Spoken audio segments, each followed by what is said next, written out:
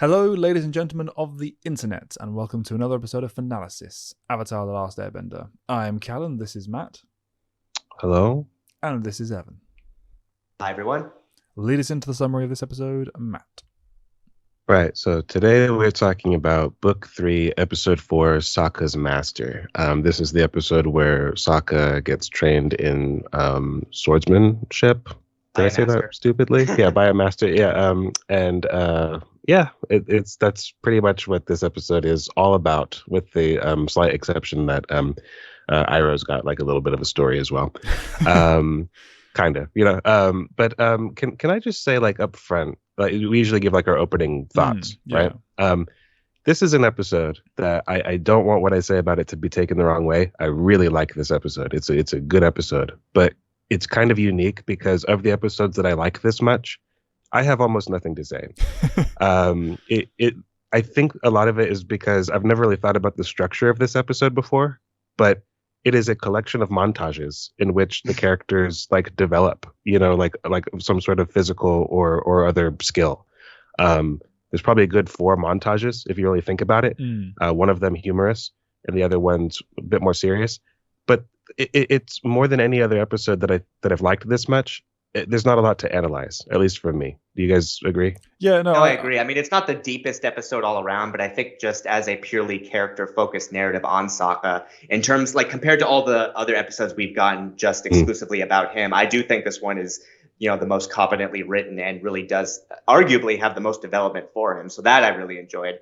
And again, you're right about the montages. There's definitely a lot of Rocky and Karate Kid vibes with this episode, but speaking as someone who really enjoys those movies, I'm fine with that. Like Matt said, it's well handled, but I agree that there's not too much to analyze on a critique level. It's just kind of, this happens and it's good and here's why, which I'm sure we'll get into a little bit. But yeah, there's not too much to kind of unpack here. It's not meant to be a complicated episode, and it works well for what it is.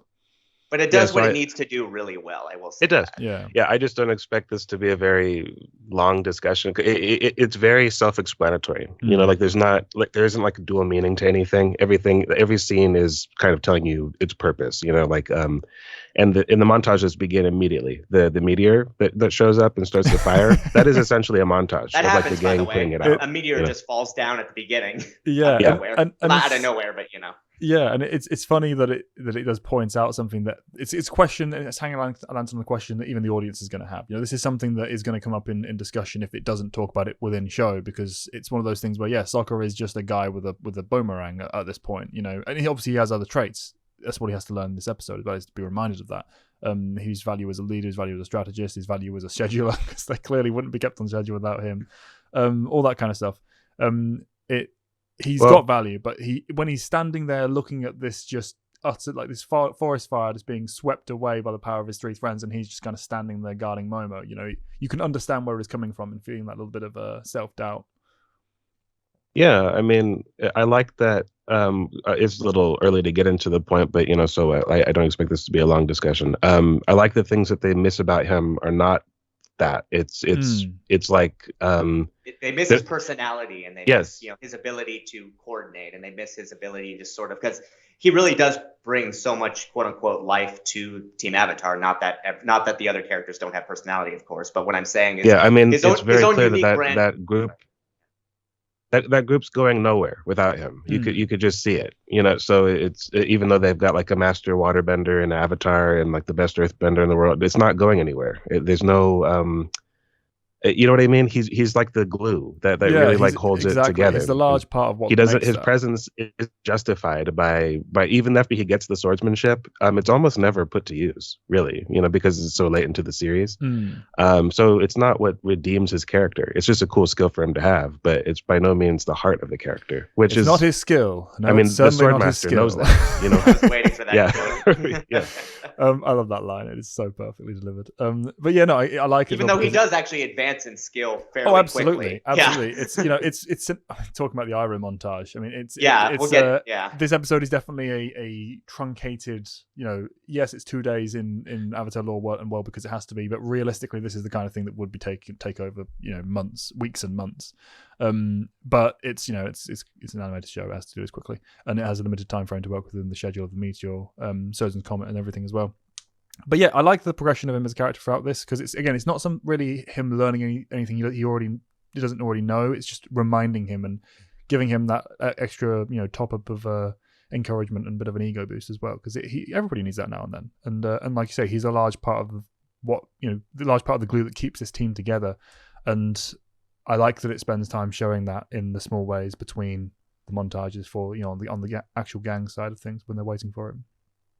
Yeah, and it's not like this is his first like spotlight episode, because we've seen those elements put to play before, in previous seasons. But what I say, like basically what this episode does in a lot of ways is takes those elements that were established in those other Sokka-based episodes and just kind of refine them. Like you could definitely see this as not like the pinnacle of his character, obviously, but you could see this as the kind of sticking point for establishing like who he really is. You know what I mean by that? Yeah, and it's not just like the developmental stuff, on the in terms of like leadership and strategy and creativity, all the stuff he kind of learns throughout the fight as well, and the training with Piandao.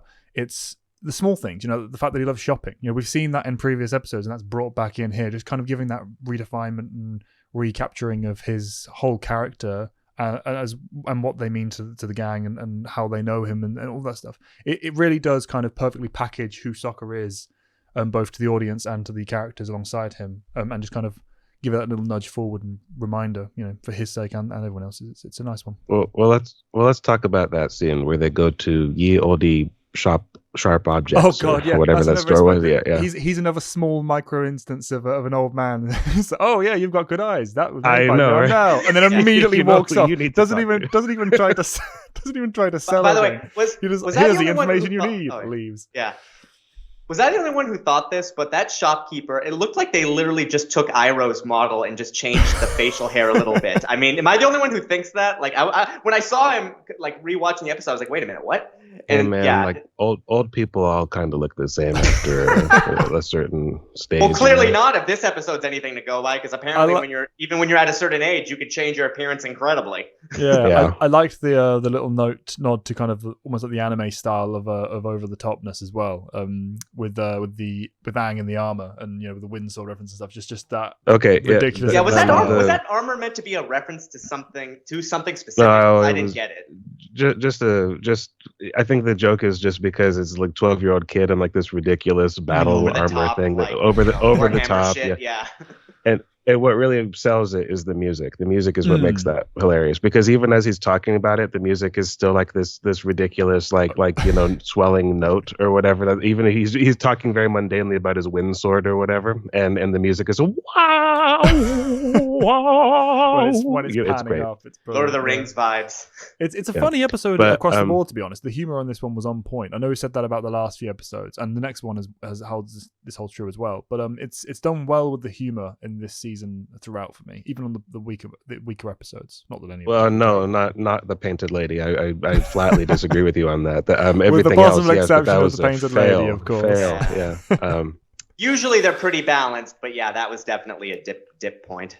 Yeah. But anyway, so yeah, the guy is just like, you know what you need to do? You need to talk to the best swordsman, not just in the world, but in Fire Nation history. Yes, the best swordsman, greatest of all the time, best sword crafter, the best blacksmith, everything.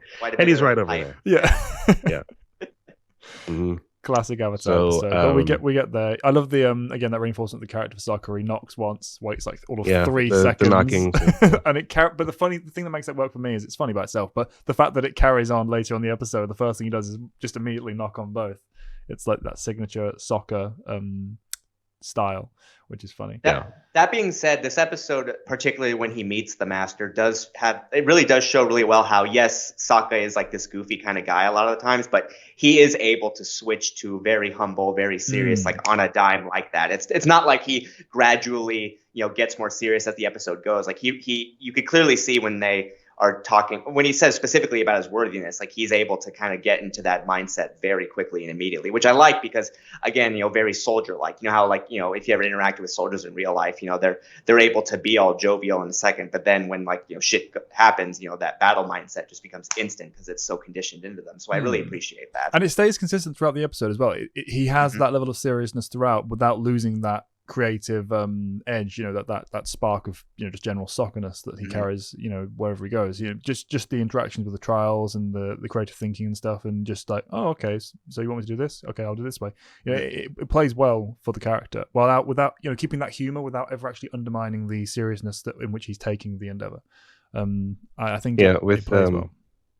With the exception of like his antics in the headband, like when he was really out to lunch, and some of the stuff that goes down in Nightmare and Daydreams, although I don't remember how much of that is hallucination or not. He's pretty good the whole season, like where he's not like full tilt buffoon, at some point they figured out how to really balance that, because if you look at the earlier episodes, he's like, it's a lot more all over the really place, very typical comedy relief. You can tell he's kind of matured with the purpose of the war going on in the background now. But also they figured out how to write him. Oh yeah, obviously. From an outside perspective, that's exactly it, and they found that balance midway through book 2, I think, if I remember correctly. But it really works here because obviously he's got that maturity from the war situation. It plays for the character as well as the writer. Also from Suki. Which was a big part of that. Yeah, not only for the reinforcement from book 2, but when you mentioned Evan, the respect and seriousness he was addressing Piandao, that was a lesson he directly learned from the Kyoshi Warriors in his time there when he first arrived. It was the exact opposite, and it's like, oh, okay, master that I need to learn from. This is the way you act, even down to the kind of mannerisms and pose that he took with Piandao. It's like, yeah, that's Suki influence right there. So that was very cool. Yeah, so obviously we have the gang missing him and finding out that Katara is most assuredly not funny. There is not a funny bone in her from her family. No, which we kind of already knew. We already knew that, but I like how it's consistent. With Antoine over the skit from her episode in the book 1 where she saved the Earth people and she was all earth bending style. Oh god! Like, you remember that? we both were like, that's so cringe, and Antoine was like, that's the best ever. I was like, no, she's not. She has no business like being the performer at all.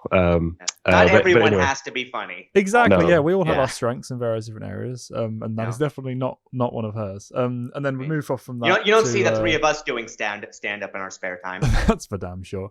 But yeah, so Sokka makes his sword. I love the bit that the meteor from the start actually comes back into the play. It's just an idea of a well woven tapestry. Even in a single episode, you can tell the writers kind of thought this through. It's a nice little touch. It's not just a random thing that happens and then goes away. I have a feeling that the whole episode was like, I want Sokka to have a space sword, and then they told the story around that.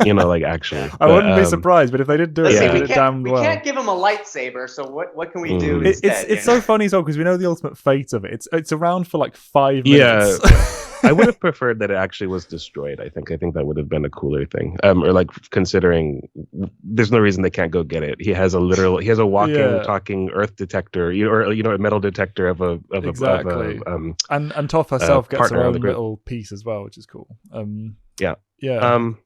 I was going to say we shouldn't skip over the fact that Piandao is voiced by the T-1000, and it is Robert Patrick doing the voice, and he literally has a line where he's like, you need to think of it as like an extension of yourself, and when Sokka's like a, what does he say, like a sharp face or something stupid like that, like a second head. Yeah, something stupid, and he's like, more like a really long sharp arm, and I was like, that's a T-1000 saying that. You're like, hello, like they totally did that too. Yeah, but anyway, I wonder if that's the reason they cast him, because they wrote that line. But talk about writing backwards on that one. Yeah, that'd be funny. But no, it's right. It's a great voice as well. Absolutely fantastic, fantastic delivery from him on every line. It's even the lines that are deliberately kind of overdone play more naturally in his voice. The character is sort of extra in his way anyway. You know what I mean? So it works. It doesn't dip into that weird sort of strange mercurial line that anime has where it can be great or stupid when you put a toe across that line. He never goes across there to me. Even though the stuff doing is way over the top in a way, but it's somehow sold in this more grounded package. Exactly. Yeah, that's just it. Like he's in many ways kind of like a halfway in between point between the typical mentor, serious archetype, and kind of the trickster mentor you could see in other movies. Again, kind of like Karate Kid or something.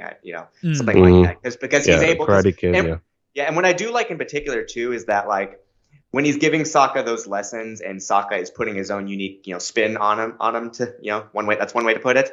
I like the fact that he doesn't I mean, yes, he does. He's like, oh, really? Why'd you do that? But at the same time, he's not immediately dismissive. He's kind of giving Sokka that freedom to kind of do things in his own way to a degree. And I just kind of appreciate that. It doesn't make him feel like such a stick in the mud, you know? Yeah, and like you say, there's an element of that trickery to it, but it's not from him. It's like, here, have a task, make of it what you will. You know, there's obviously the idea of him going, oh, okay, that's weird, but whatever. You know, he isn't just, he's human and he's trained people before and he has certain standards that he's conforming to in his own head. But he like you say, he doesn't dismiss the outcome that does come from Sokka. He sees the strengths in it and recognizes that. I think you can tell he's been teaching for a long time.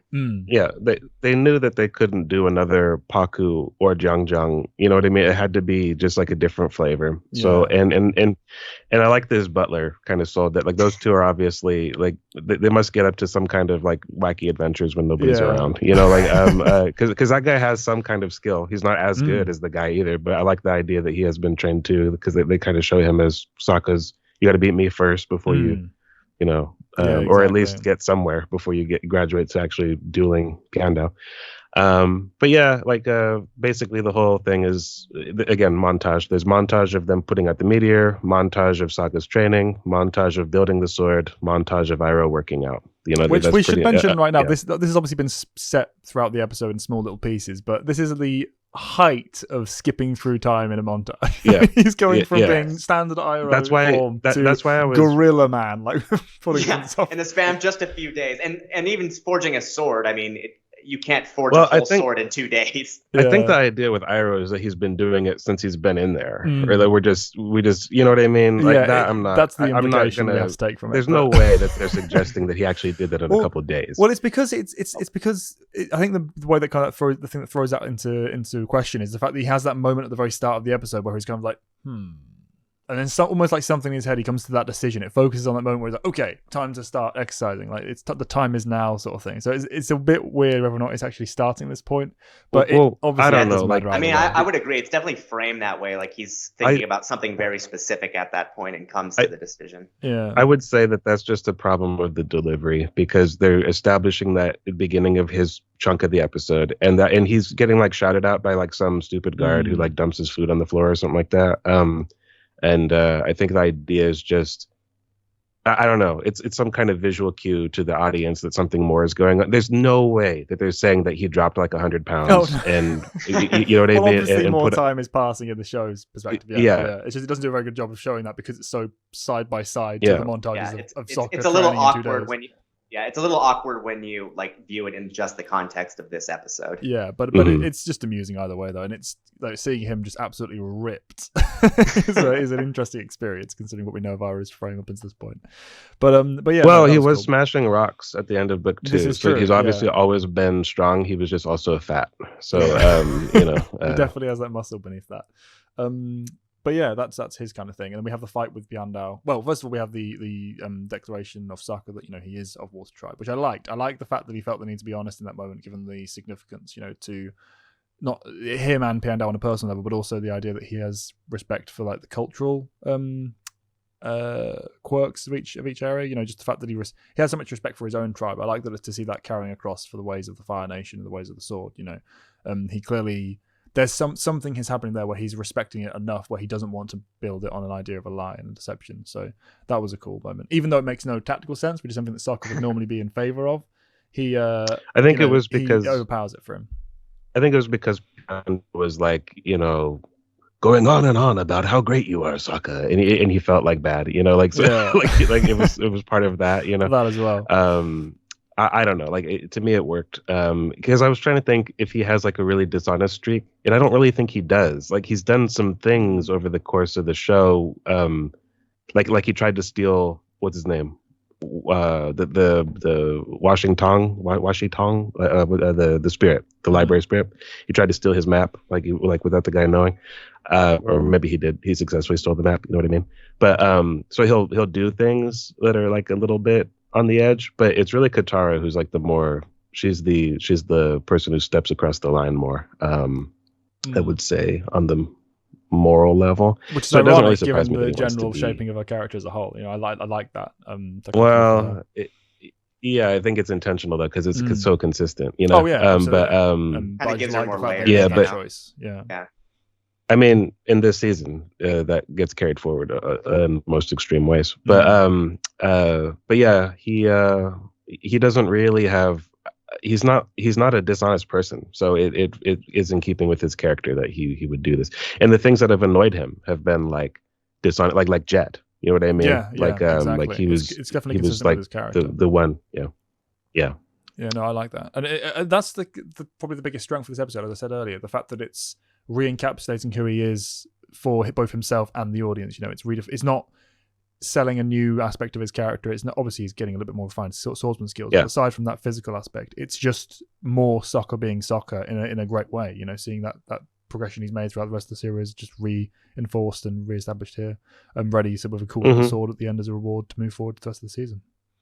Yeah, this episode's a really good example of just the idea that, you know, good character development doesn't necessarily mean, you know, introducing something completely new every time. You could still work with the elements that have already been established and just sort of build on them from there. Yeah, you can get a lot out of character refinement. It doesn't have to be actual progression toward, you know, and development of the character themselves as a whole. It can just be, you know, that little bit of a shaping to it and polish, which is all Sokka needs really at this point after everything that's been through in the other books. And this. You mean like forging a sword like that? You know, exactly like that.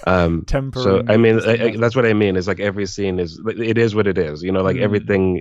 The episode is so clear and self-explanatory that there's not a lot of deep diving or analysis necessary. And then there's the fight. You know, and obviously the high point of the animation. I would argue it's one of the highest points in the series. Like that particular fight. Absolutely. Very, very well animated.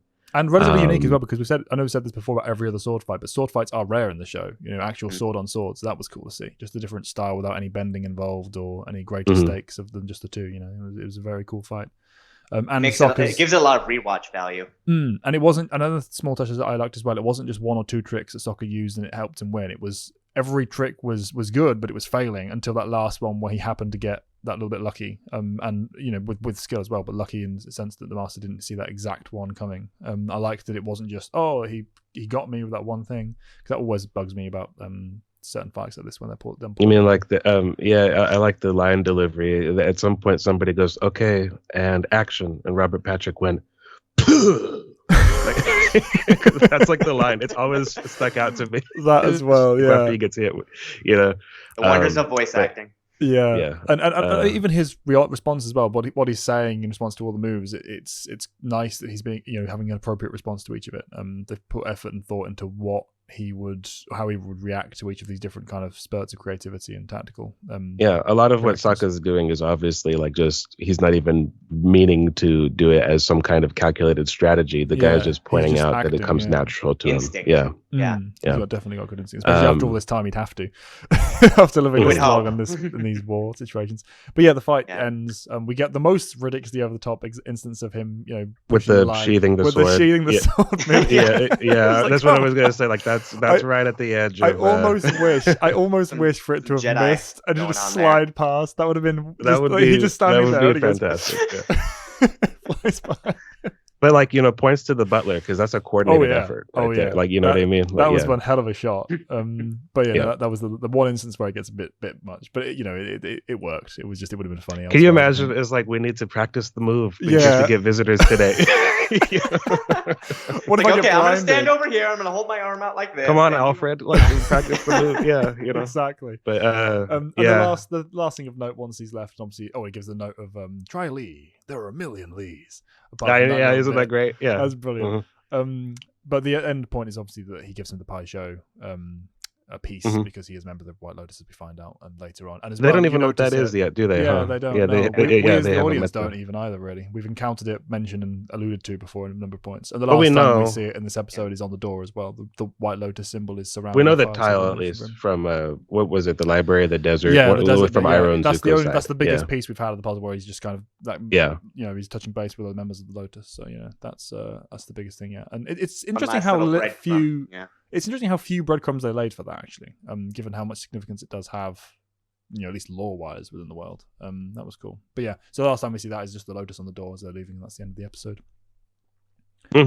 So, I mean, are we wrapping up here? Yeah, that's the Sokka's Master episode, you know? It's very straightforward, very stylish. It's almost like the whole episode is kind of like one big like poem almost. You know what I mean? There's so many different like rhyming sort of similar stanzas, and it's about what it is. You know, it's like it's not particularly. I don't want to say that it's shallow. It's not. It's just straightforward. Yeah, it's artful It's not like and all this those big things. But epic thing that like changes, you know, the entire like narrative of the series. You know, it does everything it needs to do, and it does it really well. Yeah, it's the tempering, reforging of a sword, and that's all it needed to be. And it's if you're kind a big of light Sokka on fan, dialogue. you know? It's very visual. Very it's very stylized visual. as There's well, not a lot of dialogue. Good cinematic kind of use of again that invisible camera of the art direction. It worked well. I think it's that's all we have to say about that. I'm Callan. I still don't have an outro. Matt, thanks for watching. Hope you have a nice day. Evan Nova 95. We hope you guys enjoyed. We'll see you guys later. Goodbye.